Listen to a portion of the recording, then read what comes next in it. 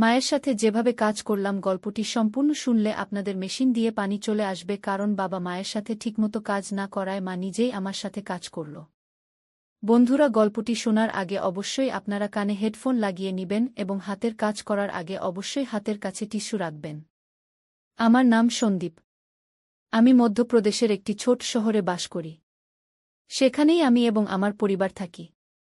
কোনো অভাব নেই, বাবা প্রচুর উপার্জন করেন এবং আমি কলেজে পড়ি।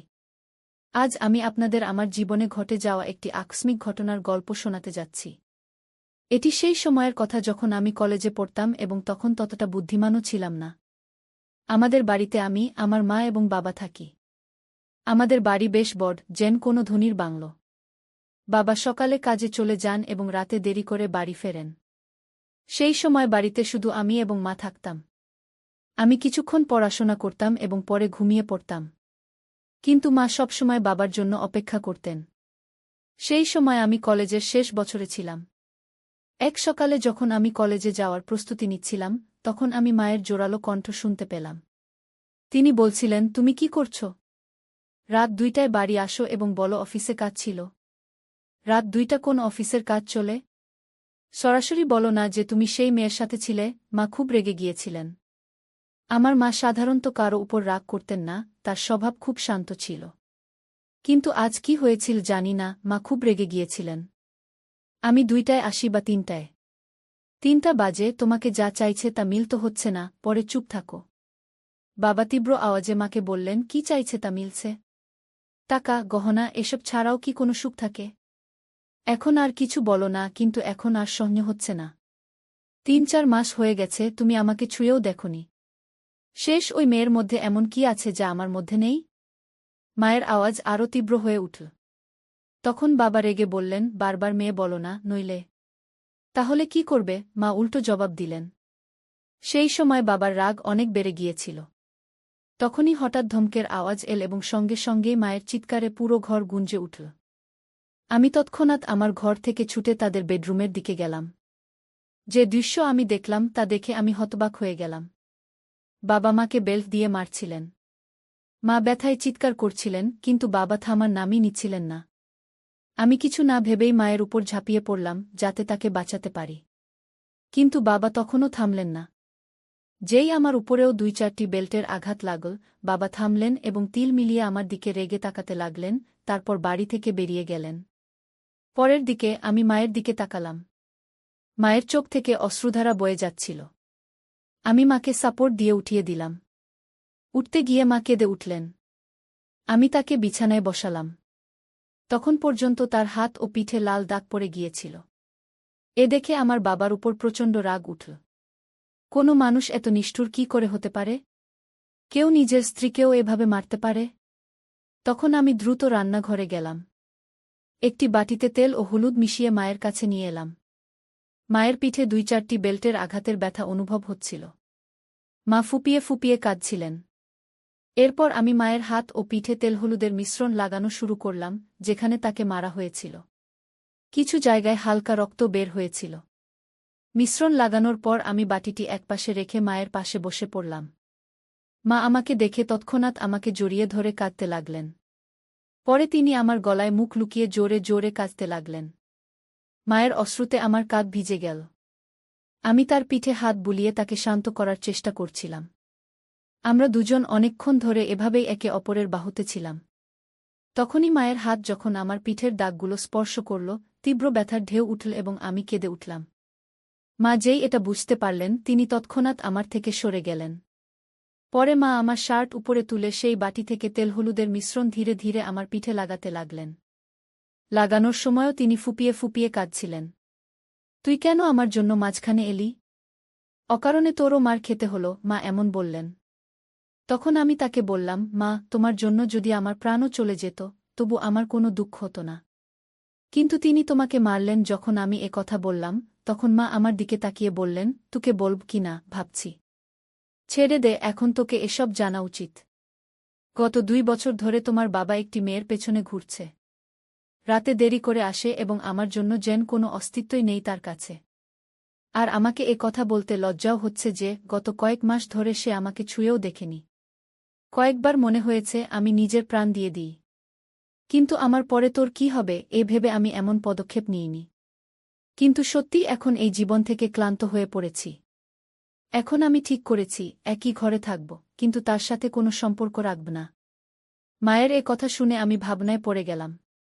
এত সুন্দর, সুশিক্ষিত ও বুদ্ধিমান মা হওয়ার সত্ত্বেও বাবা কি করে অন্য নারীর পেছনে ঘুরছে। মনে মনে আমি বাবার এই কাজকে দোষী সাব্যস্ত করলাম। মা সত্যিই খুব সুন্দর ছিলেন। সুন্দর চেহারা, নাজুক বডি, স্লিম ফিগার, 5 ফুট উচ্চতা, ফর্সা রং, তিনি যেন কোনো ছবিতে আঁকা দেবীর মতো দেখাতেন। তবুও বাবা কেন তার সৌন্দর্য দেখতে পাচ্ছিলেন না? সেই দিনের পর থেকে মা বাবার সাথে কথা বলা বন্ধ করে দিলেন। তিনি আমার ঘরে আমার পাশেই ঘুমাতে লাগলেন। বাবা মাসে বাড়ির সব জিনিসপত্র ভরিয়ে দিতেন এবং টিভির পাশের ড্রয়ারে 5,000 টাকা রেখে যেতেন। এখন তো বাবা বাড়িতে খেতেও আসতেন না। তিনি সেই মেয়ের বাড়ি থেকেই খেয়ে আসতেন এবং কখনো কখনো বাড়িতেও আসতেন না। ধীরে ধীরে এভাবে আরও 3 বছর কেটে গেল। তখন আমি কলেজের পড়াশোনা শেষ করেছি এবং একটি আইটি কোম্পানিতে কাজ শুরু করেছিলাম। আর এখন আমি 24 বছর বয়সী হয়ে গিয়েছিলাম। নিয়মিত ব্যায়াম ও ভালো খাদ্যাভ্যাসের কারণে আমার স্বাস্থ্যও ভালো হয়ে গিয়েছিল। এখন তো বাবা মাসে 2-3 বারই বাড়ি আসতেন। আমার সঙ্গে খুব কম কথা বলতেন। যদিও মা এখন সেই আঘাত থেকে উঠে এসেছিলেন, কিন্তু তার চেহারায় সবসময় একটা বিষাদ ছেয়ে থাকত। আমি তাকে কখনো হাসতে দেখিনি। আমি আগে কখনো এমন দেখিনি, এটা দেখে আমার খুব খারাপ লাগত।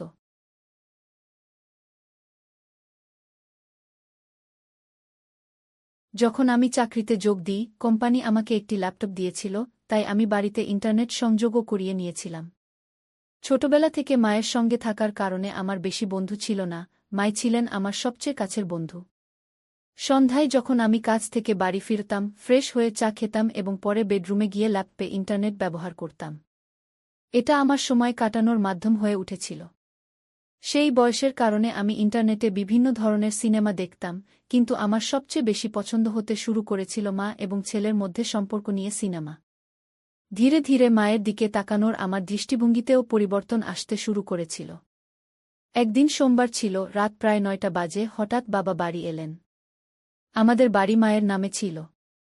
বাবা মাকে বলতে লাগলেন যে বাড়ি তার নামে করে দিতে। তখন মা অস্বীকার করলে বাবা তাকে খুব বকাঝকা করতে লাগলেন। মা চুপচাপ শুনতে থাকলেন। এমন সময় বাবা মায়ের গালে এক চড় মারলেন। এ দেখে আমার রক্ত গরম হয়ে উঠল। বাবা দ্বিতীয় চড় মারতে যাচ্ছিলেন, তখনই আমি তার হাত ধরে ফেললাম এবং বললাম, বাবা, এখন যথেষ্ট হয়েছে। এই তামাশা অনেক হয়েছে। এখন আর সহ্য করা যায় না। আজ থেকে এই বাড়িতে পা রাখলে এর পরিণাম ভালো হবে না গিয়ে। এরপর মাও রেগে বাবাকে খুব বকলেন। বাবা মায়ের জোরে বকুনিতে হঠাৎ থেমে গেলেন এবং আমার শক্তিশালী শরীর দেখে সেখান থেকে চলে গেলেন।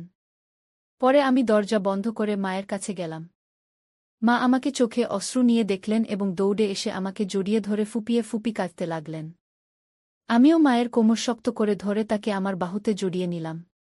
মা হিক্কা নিচ্ছিলেন এবং বলছিলেন, ঠিক আছে বেটা, এই মানুষের এই অসীম। আজকের পর যদি সে বাড়িতে আর না আসে তাহলেই ভালো। মা বললেন, এখন এই বাড়িতে তার আসার সাহস হবে না। আর যদি আসেও, আমি তাকে ছাড়ব না গিয়ে আমি বিষয়টি নিয়ে রেগে মাকে বললাম। এরপর মা চিন্তিত হয়ে বললেন, সন্দীপ বেটা, এই মানুষের সাথে জড়িয়ে না। যদি তোমার কিছু হয়ে যায়, আমি কার উপর ভরসা করব? তখন আমি আবেগে বললাম, তুমি চিন্তা করো না মা। সেই সময় আমার কাছে চাকরি ছিল না, তাই আমরা বাধ্য ছিলাম। কিন্তু এখন আমার কাছে ভালো চাকরি আছে। তুমি চিন্তা করো না, আমি তোমাকে কিছু হতে দেব না গিয়ে আমি মাকে আশ্বস্ত করে বললাম। একদিন দুপুরে আমি কাজ থেকে বাড়ি ফিরলাম। যেমনই আমি আমার চাবি দিয়ে দরজা খুলে ভেতরে এলাম, তখনই আমি একটি অদ্ভুত শব্দ শুনলাম। আমি বেডরুমের দরজার কাছে গিয়ে দেখলাম দরজা ভেতর থেকে বন্ধ ছিল। আমি দরজার ছিদ্র দিয়ে ভেতরে তাকিয়ে দেখলাম যে মা ভেতরে কারো সাথে ছিলেন। যে দৃশ্য আমি দেখলাম তাতে আমি হতবাক হয়ে গেলাম। প্রায় 10 মিনিট ধরে আমি সেখানে তাকিয়ে রইলাম। হঠাৎ মা অজ্ঞান হয়ে মেঝেতে পড়ে গেলেন। বাড়ির বারান্দার দরজা খুলে আমি বাইরে গেলাম। এরপর আমি জোরে বললাম, মা, আমি চলে এসেছি। তুমি কোথায়? বলেই আমি হাতে ধরা ব্যাগ সোফায় রেখে জুতোর ফিতা খুলতে লাগলাম। কিছুক্ষণ পর মা বেডরুমের দরজা খুলে বেরিয়ে এলেন। আমাকে দেখে তার মুখে ঘাবড়ে যাওয়া এবং আশ্চর্যের ভাব ছিল। আমি দ্রুত জুতো খুলে বেডরুমে ঢুকে গেলাম। টেবিলে আমি কলার একটি প্লেট দেখলাম। আমি একটি কলা নিয়ে খেতে লাগলাম। মা আমার পিছে পিছে এলেন। আমি ঠিক তখন কলা খেতে যাচ্ছিলাম, মা কিছু বলতে যাচ্ছিলেন, কিন্তু আমি আগেই কলা মুখে পুরে ফেললাম। মা অবাক হয়ে আমার দিকে তাকানোর সুযোগ পেলেন, আর আমি শান্তিতে কলা খাচ্ছিলাম। কলাটা একটু কাঁচা ছিল, তাই পুরোপুরি মিষ্টি নয়। মা, কলা খুব ভালো আছে। আর কলা কি? আমি কলা খেতে খেতে মাকে জিজ্ঞাসা করলাম। মা কিছু উত্তর দিলেন, কিন্তু তার মুখেই রইল। কিন্তু বন্ধুরা, আমি আপনাদের বলছি, সেই কলাগুলোর স্বাদ এত ভালো ছিল যে কিছু বলার নেই। কলা খাওয়ার পর আমি বাথরুমে গিয়ে ফ্রেশ হয়ে এলাম এবং তারপর ঘরে গিয়ে ল্যাপটপ খুললাম। তারপর আমি একটি রোমান্টিক মুভি দেখতে লাগলাম। রাতের খাবারের পর আমি বেডরুমে ঘুমাতে গেলাম। কিছুক্ষণের মধ্যে মা সব কাজ সেরে ঘুমাতে এলেন। মা হালকা গোলাপি রঙের নাইট গাউন পরেছিলেন। তখন আমি ল্যাপটপ থেকে চোখ সরিয়ে মায়ের দিকে তাকালাম।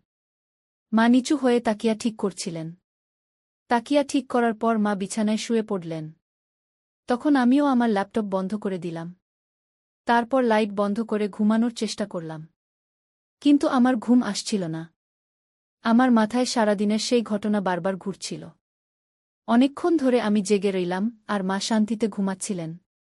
কিছুক্ষণ পর মা পাশ ফিরলেন এবং আমার দিকে পিঠ করে শুয়ে পড়লেন। এরপর তিনি ছাদের দিকে মুখ করে শুতে শুরু করলেন।